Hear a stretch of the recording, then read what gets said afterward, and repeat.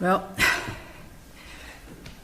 first I need to give a shout out to my Cracker Jack communications team because without them, I would probably be sitting here in front of you absolutely speechless.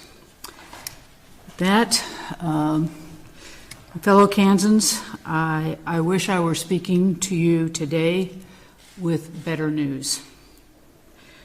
Kansas Department of Health and Environment released some difficult numbers today.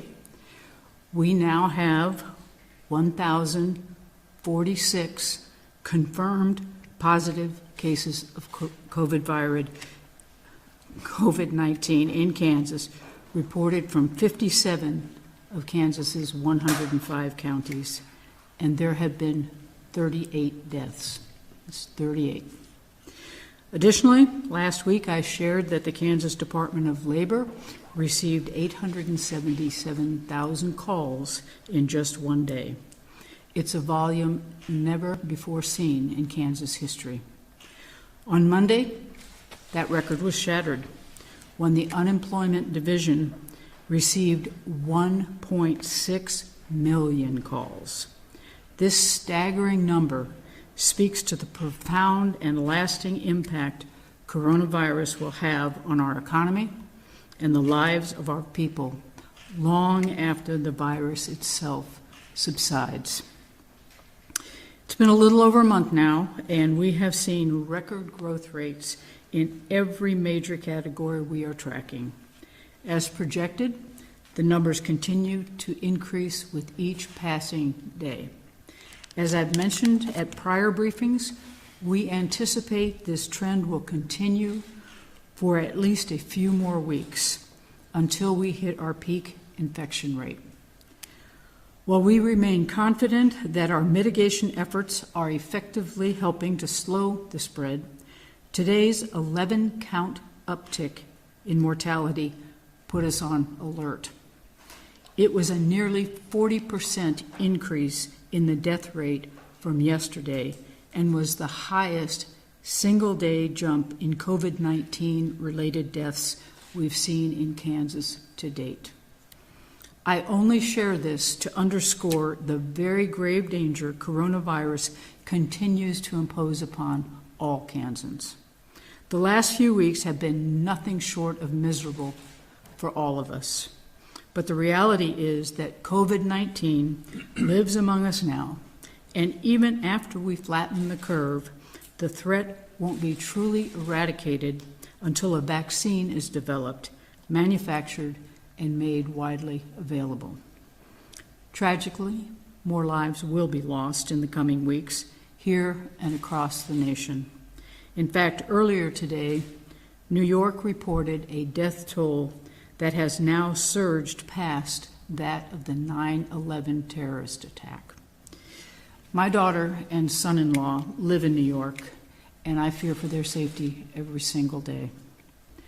But all we can do now, all I can do as your governor, is take decisive steps to mitigate the damage, flatten the curve as quickly as possible, and prevent this virus from reaching its full lethal potential. That's what brings me to this podium every day. That's why all the difficult decisions I've made up to this point have been unavoidable, but absolutely critical. It's also why I was so deeply troubled to learn that our Attorney General has decided to launch a bizarre, confusing, and overtly political attack at such a moment of tragedy, and that Republican legislative leaders have chosen to follow suit with a shockingly irresponsible decision that will put every Kansas life at risk. I've sincerely appreciated the bipartisan collegial nature with which Republican legislators partnered with my administration in recent weeks. It enabled Kansas to move swiftly and to save lives. As a result, we've been hit less hard than other states. I had every reason to believe that this spirit of statesmanship would continue, and that both Republican legislators and the Attorney General would work with my administration in a collaborative, non-political way. Sadly, they seem to have other priorities. Earlier today, the Attorney General unnecessarily caused confusion for our emergency response by issuing an unusual and unwarranted, nonsensical public memo to local law enforcement and prosecutors. In this memo, he endorsed the steps my administration has taken in recent days to keep our state safe. In particular, he encouraged Kansans to observe the restrictions I recently established on mass gatherings. Yet, in the very same document, he discouraged local officials from enforcing the executive order, an executive order which, by statutory authority, carries the full force of law. The Attorney General's memo, by the way, has no legal authority whatsoever. What it does have is the ability to undermine and inject chaos into our statewide emergency response systems. What it does have is the ability to confuse and frustrate our local emergency management officials who are already stretched far too thin and working under extraordinarily dangerous and stressful circumstances. What it does have is the ability to detract our efforts away from saving Kansas lives and mitigating the threat of this deadly virus, all because we're being forced to clear up confusion and respond to a shamefully political attack. I, by nature, am a measured and pretty non-political person. I'm here to serve my state and lead our people through a moment of historic crisis and pain. There are real-life consequences to the partisan games Republican leaders played today, and I simply cannot stand for it. Kansans are dying every day at the hand of this pandemic, and there is no room or excuse for these petty political distractions. Therefore, I'm directing my chief counsel to explore our legal options to resolve this unnecessary confusion so we can return all of our focus and resources to the necessary life-saving tasks at hand. At the end of the day, I keep telling Kansans we're all in this together because that is the truth. Coronavirus knows no boundaries, it knows no faith, it knows no political party. It is a deadly threat to us all, no matter who we are, where we live, or what our political affiliation might be. If we're going to beat it, we have to attack it with the same resolve, united as Kansans. And with that, I will turn it over to the Secretary of Health and Environment, Dr. Lee Norman. Thank you, Governor. Governor Kelly already announced the numbers for the day. I won't repeat that except to say that the total number of positives was up from 900 yesterday. So that's the largest jump in a day and quite significant. We are approaching the peak of the growth of the cases and the deaths, therefore, in the state of Kansas. As you have heard from the Surgeon General and the President, we are entering in the middle of a very tough week this week and next week as well. Kansas is fast approaching that peak, but we're not there yet. KDHE and many other organizations are working tirelessly to protect our citizens and preserve the lives of vulnerable people. I am very concerned about people gathering in groups of any kind. We've already seen the quick and devastating impact gathering can have on the spread of this virus. In fact, 12 group settings have resulted in just these 12 groups alone, 165 positive cases, which is probably an underestimate for a reason I'll explain in a moment, and 12 deaths. There were 2 deaths in Montgomery County last week, a husband and a wife. The wife had attended a church conference in Wyandotte County that was associated with a large number of cases that spread out through the state of Kansas. She went home, infected her husband, they both died. We are not even able to trace all the contacts that those 2 individuals had because they're dead. Right now, the number of positive cases is increasing at a manageable rate. We are not overburdening our healthcare system yet. However, if we go lax at this critical juncture, lots of people will get sick very quickly. We watched it happen in China, we watched it happen in Italy, and we certainly have watched it happen in New York. We cannot let our guard down. We are about to enter the peak of this pandemic. If we do not maintain our efforts, we will overburden the system. People who need critical care will not receive it, and we run the risk to the health and death of Kansans. As a state health officer, I was disappointed by the actions today of this legislative group. I'm not a politician, but a pandemic is no time for politics. I cannot stress enough that we cannot let our guard down. We cannot let our population of people be confused by the message. We have to not keep gathering in groups of people, otherwise we will not bend this curve. We have 12 clusters that we're working in the current time in 6 different counties: Johnson, Wyandotte, Leavenworth, Coffee, McPherson, and Sedgwick. 3 of the 12 clusters are specifically related to church gatherings. Lansing Correctional Facility, we're continuing to monitor that cluster of ill people. We currently have 11 staff members and 10 inmates that have tested positive. The right steps are being gone through there. I've dispatched one of our most experienced person quite familiar with both corrections and with epidemiology. He's quite familiar with Lansing in specific for having been there before with a cluster of multiple drug-resistant tuberculosis. We currently have 1 KDHE staff member to be reassigned to assist in Lansing, as I mentioned. Additional epidemiology staff will be assisting counties across the state as needed. We are doing our best to support our local health departments and corrections system at this unprecedented time. Now is not the time to relax when it comes to gathering as individuals, and I don't care what the place of gathering is. We should be adherent to the rules that were put into place, use our common sense, and quit clustering together. Otherwise, we're going to have more of this occur. That's the end of my comments. And with that, we'll take questions. So what is currently enforced right now regarding not just churches but other gatherings? I mean, do you have anything enforced right now limiting any form of gathering? So yeah, that's a really good question, and we are trying to find out the answer to that. There's a chance that the action of the Legislative Coordinating Council today actually rescinded the first mass gathering executive order that we put in place. We are checking, and we are doing everything we can as quickly as possible to remedy this situation and make sure that the stay-home orders are there and that we are protecting the people of Kansas.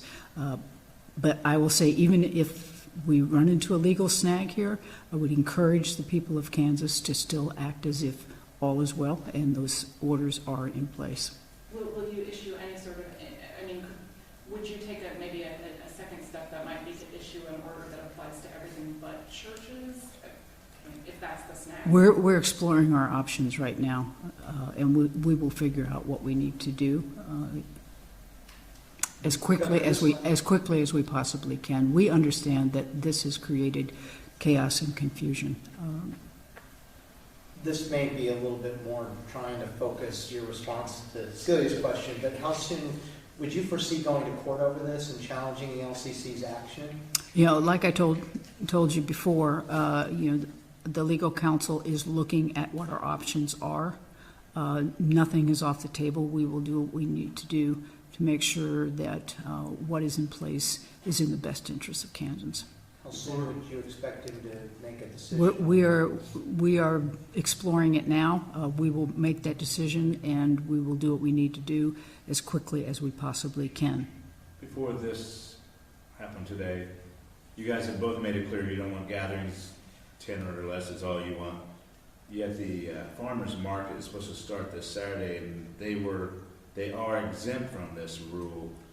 Do you agree with that? Do you go for that? I mean, it was supposed to go at 7:30 this Saturday, so is that still a go as far as both of you are concerned? I think the reason that the farmers market is because we exempted food stores, and that is essentially a food store.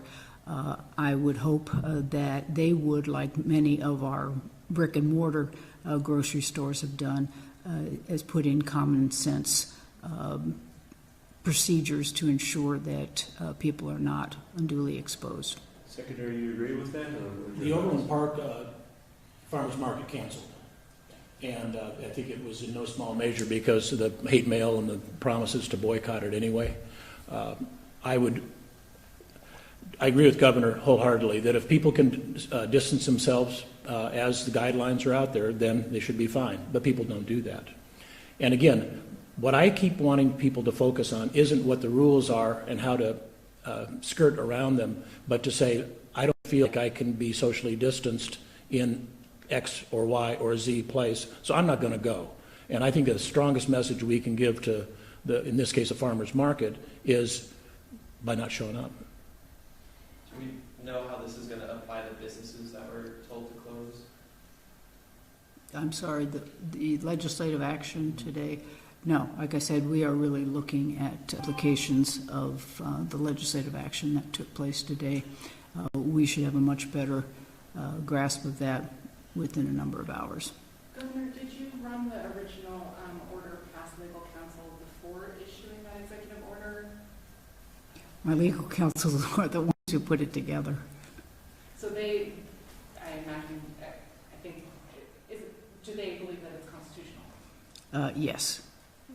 Yes, they do. And you know, I will also say, I mean, I did reference the Attorney General in my earlier remarks.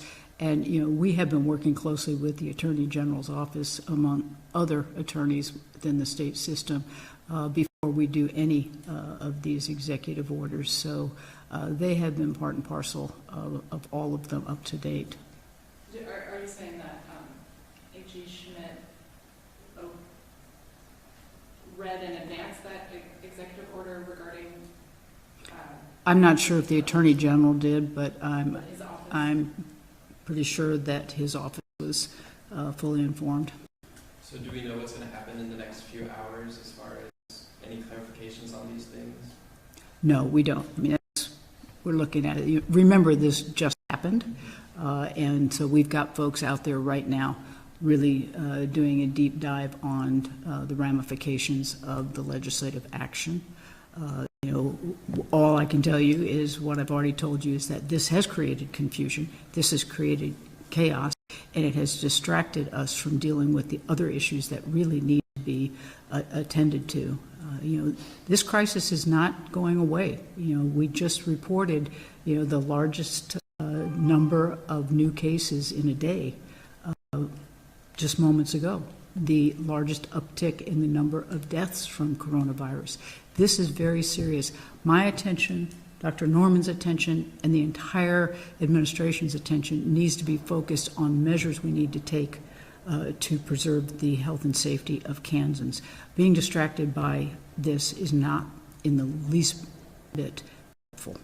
Governor, did your office get any after you did your first order, it's led to where we are now, did you get any response from any churches that said outright they would defy your order? You're not the first governor that's been grappling with this. And Andy Beshear in Kentucky has battled a couple of churches, and so this has been going on nationally.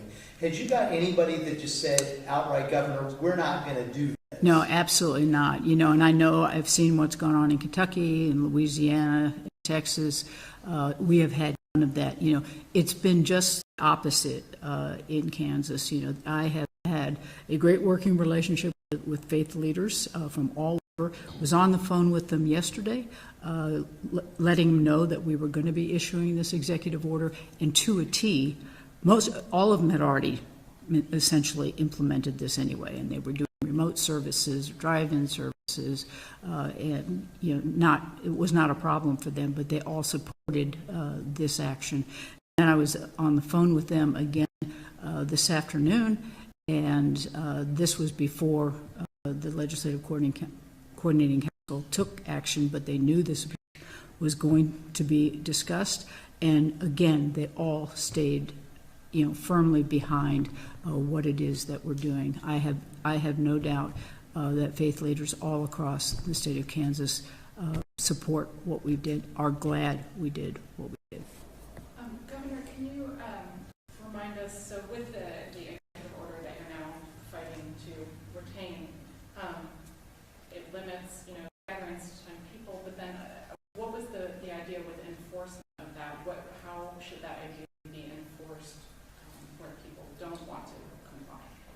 Yeah, I think it was no different than any of the other mass gathering orders, where we have, really encouraged Kansans, and they've been pretty good about just doing it, because it's the right thing to do. We haven't really had a lot of issues, but it would be enforced on a local level. That's their purview to enforce those executive orders.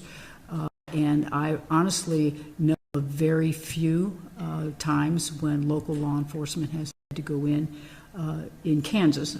I've read about some in other states, but in Kansas I have heard of really no time that local law enforcement has had to go in and break up a large group. It's there. They could. Yes, there's a penalty. There's a potential fine. It would be a Class A misdemeanor. But it just hasn't. We haven't had to do any of that I'm aware of at all. Secretary Norman, can I rewind to Monday, and you guys were talking about shipments that came in. What was the condition of the materials that you did receive from the national stockpile? Good. Everything was fully functional.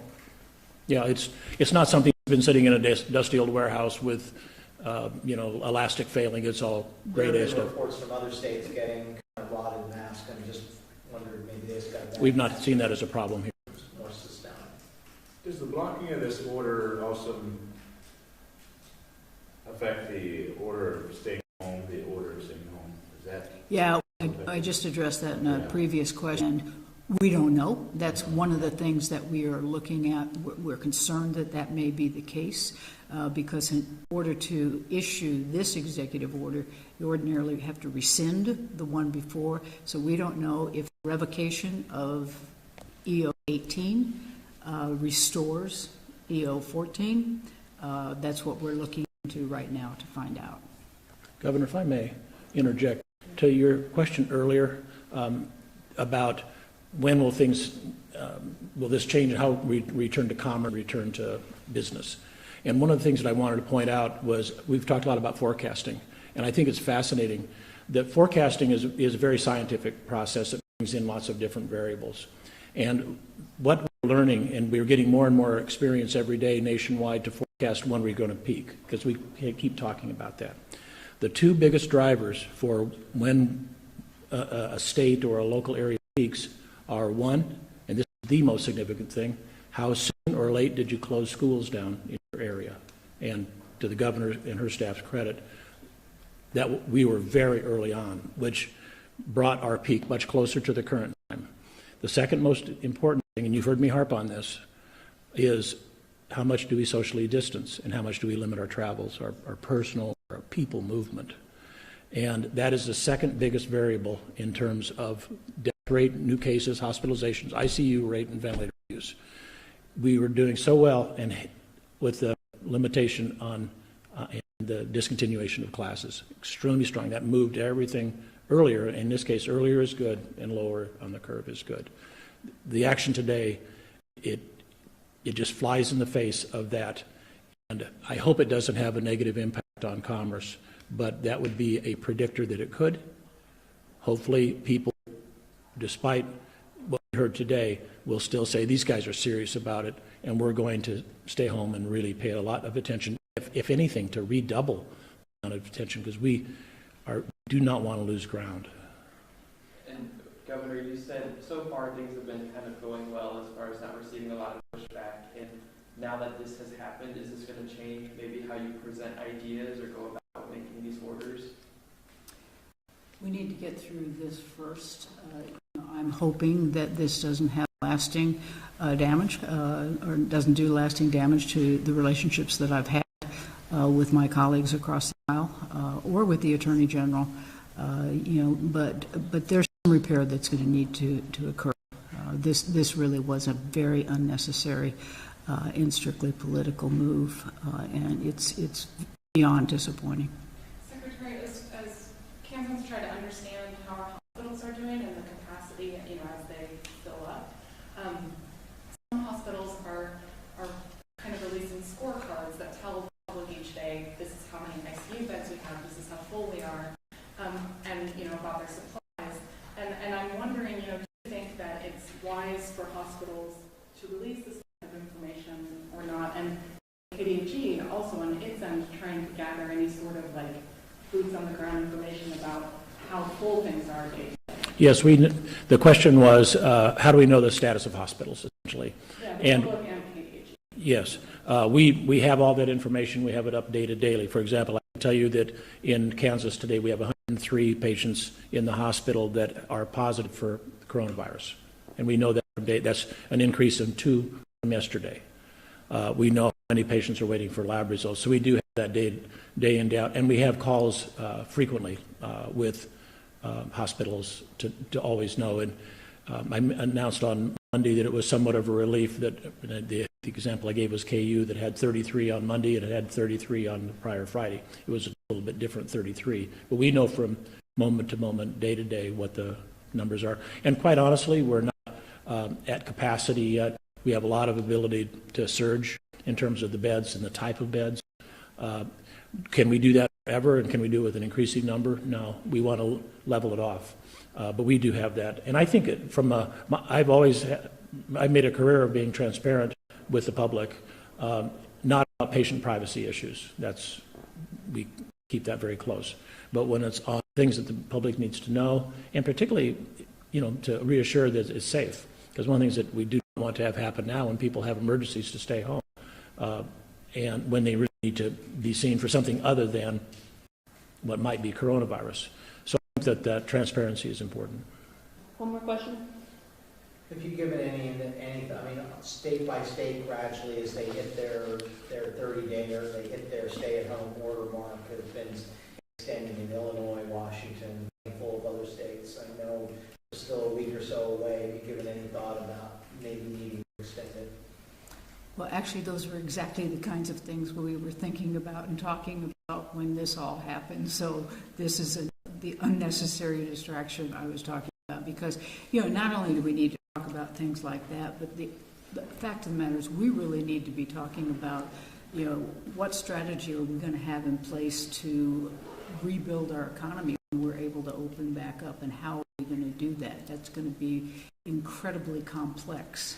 And it's going to involve a lot of thought and planning in place. Those are the kinds of things we need to be spending our time with. So I'm hoping we get this resolved and get back and we can discuss that issue in terms of the timing of lifting the orders, but we can reassure the people of Kansas that we've got a plan in place for when we open the doors back up. Thank you.